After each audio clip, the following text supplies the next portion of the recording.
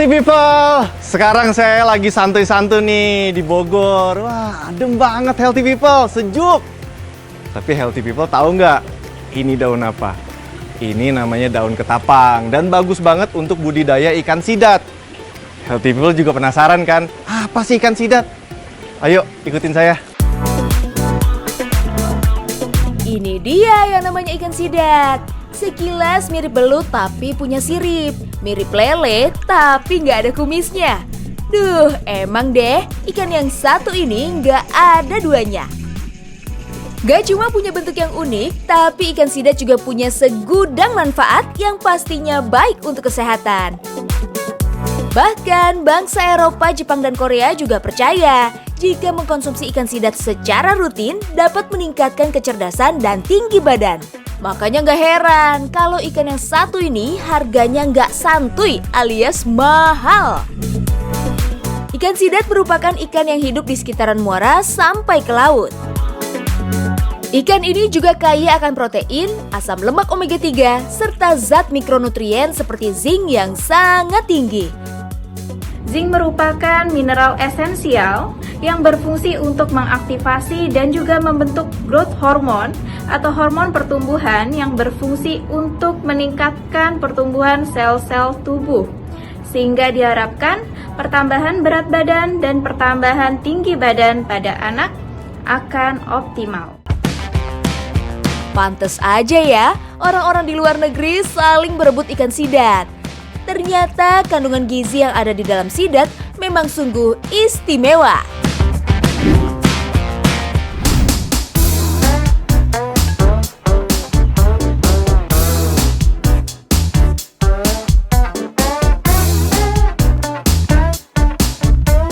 Halo healthy people, sekarang kita lagi ada di pekarangan rumah nih, lagi santuy-santuy. Iya benar, kita mau mengolah apa? Sidat. Kita mau bikin yang pertama ini, mau kita pepes. Ada dua, ada pepes dan juga ada tumis. Nah, yang pertama ini kita mau buat di pepes dulu. Untuk menghilangkan lendir yang ada di tubuh sidat, kita bisa membakarnya atau dengan menaburkan garam ke tubuhnya. Tapi kebanyakan sih warga plus 62 lebih suka membakar ikan sidat supaya ada aroma khasnya. Ngebakarnya jangan terlalu lama ya healthy people, supaya kandungan nutrisi yang ada di dalam sidat nggak hilang. Untuk bumbu pepesnya, kita menggunakan bawang merah, bawang putih, cabai hijau, cabai merah, tomat hijau, kunyit, jahe, belimbing wuluh, batang serai, garam, dan terasi. Kebanyakan orang juga bumbu-bumbunya itu diulek gitu loh, diulek biar hancur gitu. Tapi ini caranya lain, kita dipotong-potong aja. Jadi lebih simpel kan? Ya. For your info nih healthy people, bumbu masakan yang dipotong-potong atau dirajang memiliki rasa dan aroma yang lebih kuat dibandingkan yang diulek maupun di blender. Karena kalau diulek atau di blender, bumbu akan mengeluarkan air yang membuat aroma dan rasa bumbunya jadi menurun. Agar pepesnya makin segar, bisa juga tambahkan potongan tomat hijau dan belimbing wuluh. Fungsinya nggak cuma memberikan rasa segar, kedua bahan ini juga ampuh mengatasi bau amis yang ada pada ikan sidat. Terakhir, jangan lupa tambahkan sedikit garam dan terasinya. Selanjutnya, aduk-aduk semua bahan hingga tercampur rata, lalu bungkus dengan daun pisang. Agar rasa dan aroma pepesnya makin kuat, bisa juga ditambahkan daun kemangi seperti ini. Nah, kita akan lanjut ke menu yang kedua, olahan yang kedua itu apa namanya? Sidat tangkap Aceh. Sidat tangkap Aceh. Karena kan biasanya nih yang kita kenal adalah ayam tangkap Aceh. Ya. Nah, kita mau cobain nih pakai sidat kayak gimana sih gitu loh. Nah. Untuk membuat sidat tangkap Aceh, bahan-bahannya juga santuy. Kalau di rumah nggak ada daun kari, bisa menggantinya dengan bubuk kari. Oh ya, karena masakan ini healthy banget, untuk pengganti garamnya kita menggunakan kecap asin. Selain digunakan untuk penyedap masakan, kecap ikan memiliki kandungan asam amino, metil keton, dan sodium klorida. Gak heran kalau hampir kebanyakan masakan Jepang menggunakan kecap ikan ini. Semua bahan sudah siap, lanjut tumis bumbunya hingga matang. Tapi menumisnya tidak menggunakan minyak ya. Minyaknya diganti dengan bumbu khas Aceh ini. Gak cuma menyehatkan, bumbu ini juga dapat memperkuat rasa dan aroma masakan. Jangan lupa, masukkan potongan ikan sidatnya lalu aduk hingga merata. Gak perlu terlalu lama ya, supaya kandungan nutrisi yang ada pada ikan sidat gak hilang. Yes, sidat tangkap Acehnya udah matang nih.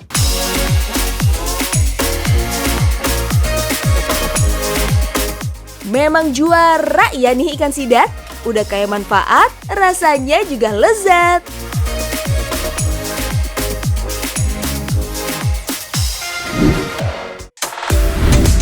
Tapi yang jadi pertanyaan, kenapa di Indonesia sangat jarang ditemukan olahan kuliner berbahan dasar ikan sidat? Kenapa hayo? Biar nggak penasaran, mending kita tanya aja sama ahlinya yuk. Ini dia, Pak Denny. Pak Denny adalah orang yang sudah mendalami budidaya ikan sidat sejak tahun 90-an. Jadi, kenapa jarang sekali ditemukan olahan ikan sidat di Indonesia? Karena ikan ini termasuk ikan yang langka dan harga jualnya pun cukup tinggi. Saya mau nanya nih Pak, tadi saya sempat dengar dari salah satu pegawainya katanya 1 kilonya itu 250.000 dan isinya cuma 3. Itu lebih mahal loh Pak dari daging sekilonya. Iya. Kenapa ini bisa mahal banget sih Pak? Ini ikan ini rata-rata kalau hidup ya, itu 250.000 per kilo. Iya. Ini hidup. Kemudian kalau hasil olahan biasanya antara 500 sampai 700.000. Wow. Nah, kenapa ini ikan mahal? Memang yang pertama ikan ini relatif langka ya, relatif langka. Sementara peminatnya banyak, terutama di luar, di Eropa. Kemudian yang memang pasti itu di Jepang ya. Di Jepang kan panggilnya unagi, masakannya kabayaki unagi. Nah, healthy people, jadi jangan salah lagi ya.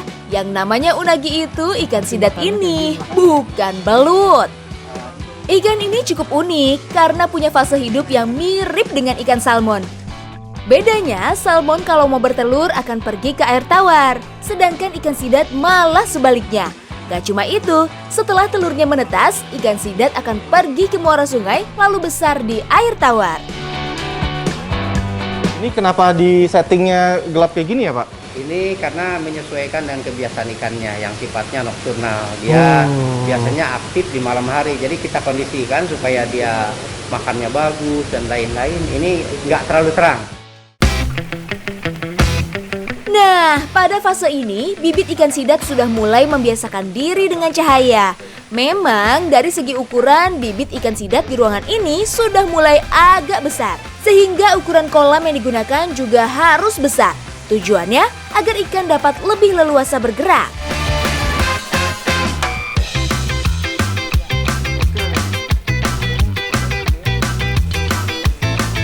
Jadi habis dari kolam yang besar ini dipindahin ke situ, nginep sehari, dibersihin, puasa, terus baru dipindahin lagi. Jadi supaya dia nggak bau ya, supaya bersih. Lendirnya aja di mana Pak? Di Korea ya? Sebagian ada yang mengatakan katanya lendirnya sangat bermanfaat. Jadi cuma diambil lendirnya baru dimasukin ke makanan dimakan. Tapi kalau yang populer kan diolah ya. Diolah dagingnya. Dimakan. Sampai lendirnya di Korea itu aja katanya manfaatnya banyak. Oh ya, untuk budidaya ikan sidat ini menghabiskan waktu kurang lebih 1 tahun sampai panen. Uniknya lagi, di tempat ini sama sekali tidak ada indukan. Jadi Pak Denny masih mengambil bibit langsung di Pangandaran. Nah, kalau nantinya ada ikan sidat yang melebihi berat di atas 2 kilo, ikan ini akan dirilis lagi ke habitatnya supaya dapat terus berkembang biak dan tidak punah. Oke, healthy people. Nah, ini dia nih. Setelah melewati proses tadi sampai karantina dan ini udah prosesnya diproses, udah di file. Tuh, udah di marinate juga.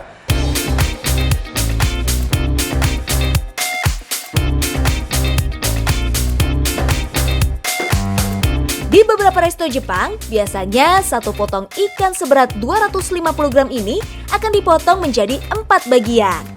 Tiap satu bagian biasanya dijual dengan harga 100 ribuan. Cukup mahal memang.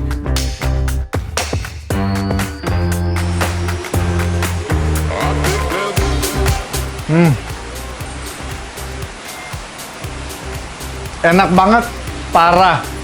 Dan bener ya, ini ternyata kan emang produksinya, budidayanya tuh di Indonesia, tapi rasanya rasa Jepang.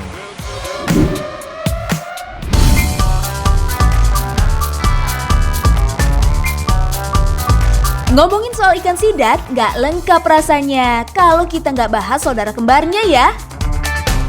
Yes, belut. Biar healthy people makin paham bedanya sidat sama belut. Belut merupakan hewan yang biasa ditemukan di sekitar rawa maupun sawah. Keunikan dari belut adalah hewan ini dapat menjadi indikator sehat dari suatu lingkungan. Jadi, kalau di suatu lingkungan masih banyak belut, berarti kondisi lingkungannya masih terbilang baik. Kalau sebaliknya, berarti sudah tercemar. Belut juga termasuk predator yang memangsa ikan kecil dan cacing. Sama dengan sidat, belut ini juga sangat aktif di malam hari alias nokturnal. Hewan ini dapat mengambil oksigen langsung dari udara dan bertahan hidup selama berbulan-bulan tanpa air. Ada 3 jenis belut di Indonesia, namun yang paling umum dikenal masyarakat hanya 2, yaitu belut sawah dan belut rawa. Sedangkan belut muara atau laut kurang dikenal masyarakat umum karena habitatnya sangat terbatas. Kalau untuk ukuran, belut sawah biasanya lebih kecil dibandingkan belut rawa. Belut rawa memiliki ukuran yang lebih besar karena hidup di rawa yang mengandung banyak air serta sedikit lumpur. Kondisi ini membuat belut rawa menjadi lebih aktif, sehingga membuat ukuran tubuhnya menjadi lebih besar dan panjang. Untuk belut rawa dewasa, bahkan ada yang mencapai 2 kg.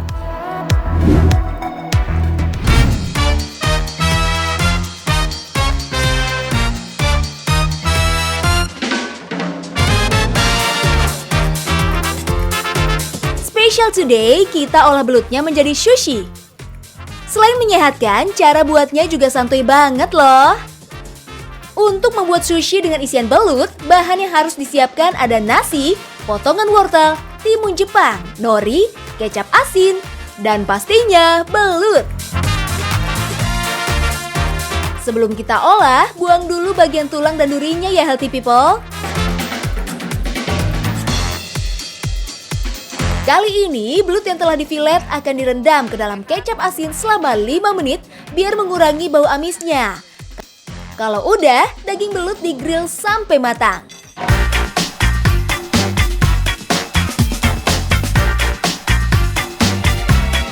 Nggak perlu beli nasi Jepang ya, pakai nasi biasa juga bisa kok. Tinggal tambahkan sedikit campuran cuka dan gula untuk memperkuat rasa nasinya.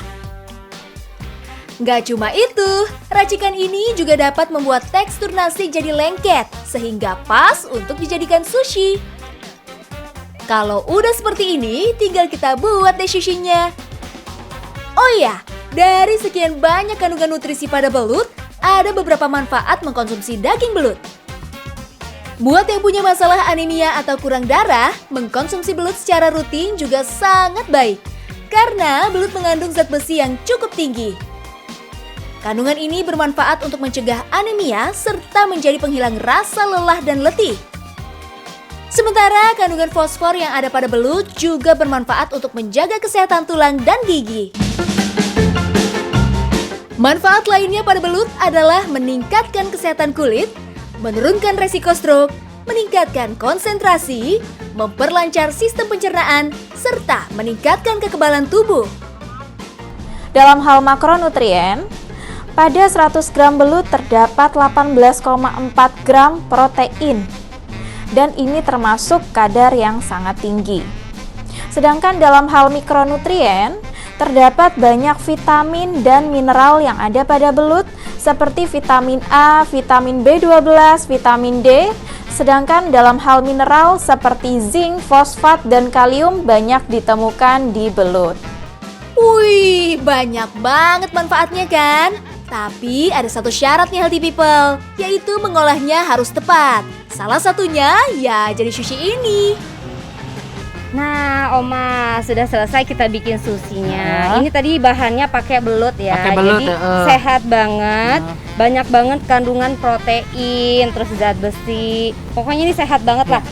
Jadi buat healthy people di rumah yang mau cobain bikin sushi sendiri di rumah, ini caranya santuy banget dan bahannya juga gampang banget. Yang penting harus sehat.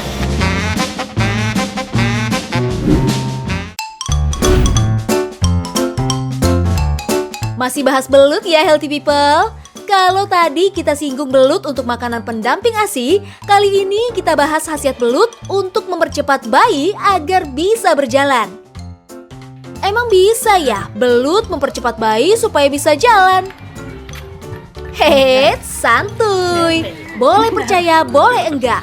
Metode ini udah ada sejak zaman nenek moyang kita healthy people. Sampai pada saat ini tidak ditemukan bukti ilmiah secara medis bahwa dengan memberikan pecutan belut dapat mempengaruhi fungsi otot. Hal ini disebabkan karena daya kejut listrik yang dihasilkan sama sekali tidak mempengaruhi aksi potensial yang ada pada sistem saraf dan otot atau yang biasa disebut dengan neuromuscular system.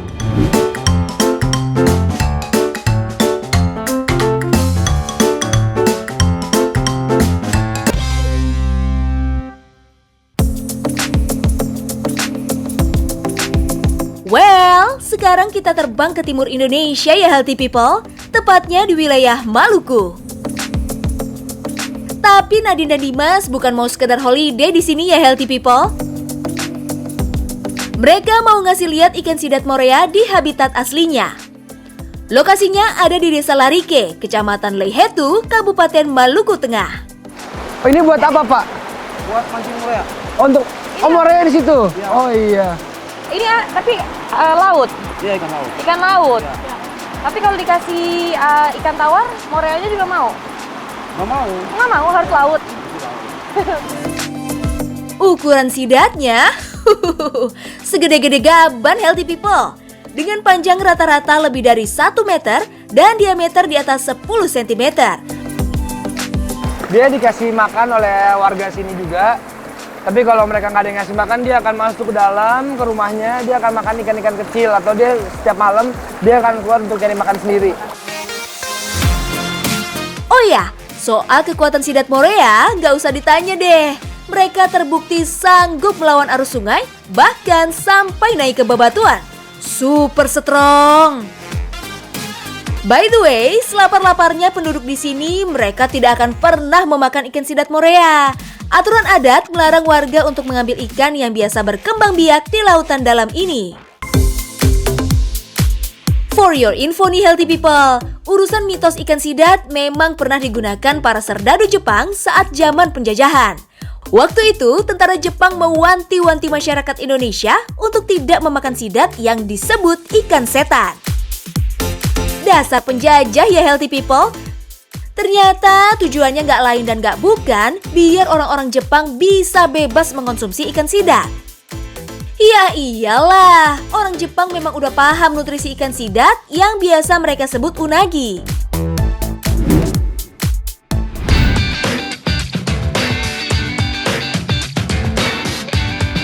Gimana healthy people? Tertarik mau budidaya ikan sidat? Kalau nggak mau modal besar dan halaman yang luas seperti Pak Denny, bisa juga kok budidaya kecil-kecilan di rumah. Cukup dengan media akuarium seperti ini. Seperti yang kita ketahui, ikan sidat biasa hidup di air yang mengalir seperti muara maupun sungai. Jadi, untuk membuat ikan sidat tetap nyaman seperti di habitat aslinya, kita juga perlu memperhatikan sirkulasi airnya.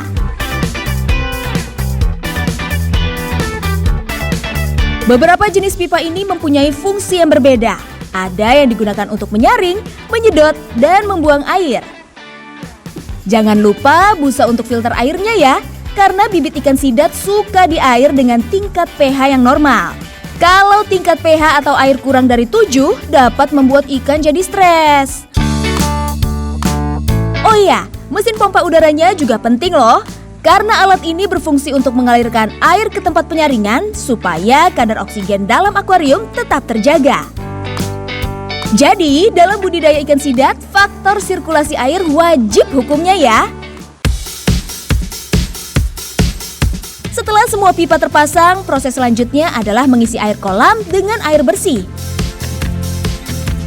Kalau sudah, jangan lupa masukkan daun ketapang ke dalam akuarium.